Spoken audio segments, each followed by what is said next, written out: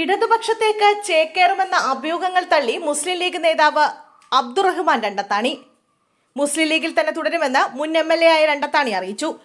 ഇന്നലെ രാത്രി പാണക്കാട്ടെത്തി അബ്ബാസ് അലി ശിഹാബ് തങ്ങളുമായി കൂടിക്കാഴ്ച നടത്തിയിരുന്നു. ഇതിനു പിന്നാലെയാണ് രണ്ടത്താണി പാർട്ടി വിട്ടേക്കുമെന്ന അനിശ്ചിതത്വം നീങ്ങിയത്. മുനവർ അലി ശിഹാബ് തങ്ങളുമായും അബ്ദുറഹ്മാൻ രണ്ടത്താണി കൂടിക്കാഴ്ച നടത്തിയിരുന്നു. ലീഗ് സംസ്ഥാന അധ്യക്ഷൻ സാദിഖ് അലി ശിഹാബ് തങ്ങളുടെ നിർദ്ദേശപ്രകാരമായിരുന്നു കൂടിക്കാഴ്ച. സ്ഥാനാർത്ഥി പട്ടികയുമായി ബന്ധപ്പെട്ട തന്റെ എതിർപ്പുകൾ രണ്ടത്താണി ലീഗ് നേതൃത്വത്തെ അറിയിച്ചതായാണ് സൂചന. തിരൂരങ്ങാടിയിൽ PMS സമീറിനെ സ്ഥാനാർത്ഥിയാക്കിയതാണ് രണ്ടത്താണിയെ ചൊടിപ്പിച്ചത്.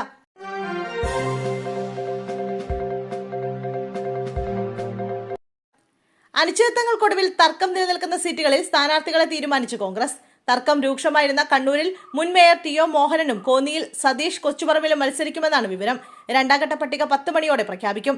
നേമത്ത് ശബരിനാഥനും ആറന്മുളയിൽ അബിൻ വർക്കിയും സ്ഥാനാർത്ഥിയാവും. വാമനപുരം സുധീർ ഷാ പാലോട്, നെയ്യാറ്റിങ്കര N ശക്തൻ, റാന്നി പഴകുളം മധു, ഇടുക്കി റോയി കെ പൗലോസ്, ഏറ്റുമാനൂർ നാട്ടകം സുരേഷ് എന്നിങ്ങനെയാണ് നിർദ്ദേശങ്ങൾ. അതേസമയം 5 മണ്ഡലങ്ങളിൽ ഒറ്റപ്പേരിലെത്താൻ കോൺഗ്രസിന് കഴിഞ്ഞിട്ടില്ല. പെരുമ്പാവൂരിലും ഉദുമയിലും പട്ടാമ്പിയിലും ചടയമംഗലത്തും തർക്കം തുടരുകയാണ്.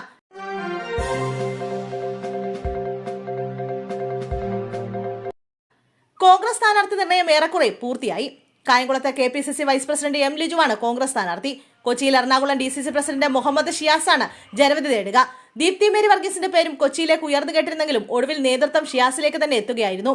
തൃപ്പൂണിത്തറയിൽ ഇതുവരെ തീരുമാനമായിട്ടില്ല. പെരുമ്പാവൂരിൽ സിറ്റിംഗ് MLA എൽദോസ് കുന്നപ്പള്ളിക്ക് സീറ്റില്ല. പകരം സ്ഥാനാർത്ഥിയെ പ്രഖ്യാപിക്കും. ഇന്ന് രാവിലെ 11 മണിയോടെ പ്രഖ്യാപനം ഉണ്ടാകുമെന്നാണ് സൂചന.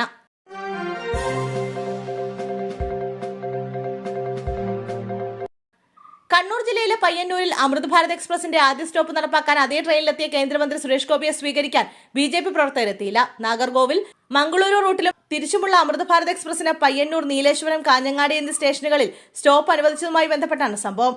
മംഗളൂരു ഭാഗത്തേക്കുള്ള ആദ്യ സർവീസിൽ പയ്യന്നൂർ സ്റ്റോപ്പ് പ്രാബല്യത്തിൽ വരുത്തുന്നതിനായി കേന്ദ്രമന്ത്രി അതേ ട്രെയിനിലെത്തുമെന്ന് മുൻകൂട്ടി അറിയിച്ചിരുന്നു. എന്നാൽ യാത്രാ സംബന്ധമായ അനിശ്ചിതത്വവും ട്രെയിൻ വൈകലും കാരണം പ്രതീക്ഷിച്ച സ്വീകരണം നടന്നില്ല.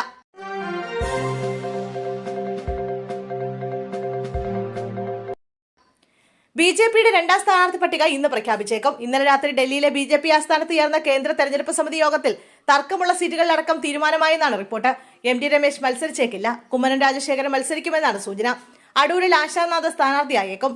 പ്രധാനമന്ത്രി നരേന്ദ്രമോദി, അമിത്ഷാ, ദേശീയ അധ്യക്ഷൻ നിതിൻ നവീൻ, സംസ്ഥാന അധ്യക്ഷൻ രാജീവ് ചന്ദ്രശേഖർ, C സദാനന്ദൻ MP, കേരളത്തിലേക്ക് ചുമതലയുള്ള പ്രകാശ് ജാവേദ്കർ എന്നിവർ യോഗത്തിൽ പങ്കെടുത്തു. നിലവിൽ 96 സീറ്റുകളിലേക്ക് മത്സരിക്കാനാണ് BJPയിൽ ധാരണയായിരിക്കുന്നത്. BDJSന് 24 സീറ്റും 2020ക്ക് 20 സീറ്റ് നൽകാനാണ് തീരുമാനം. 90 സീറ്റുകളിൽ 47 സീറ്റുകൾ നേരത്തെ സ്ഥാനാർത്ഥികളെ പ്രഖ്യാപിച്ചതാണ്.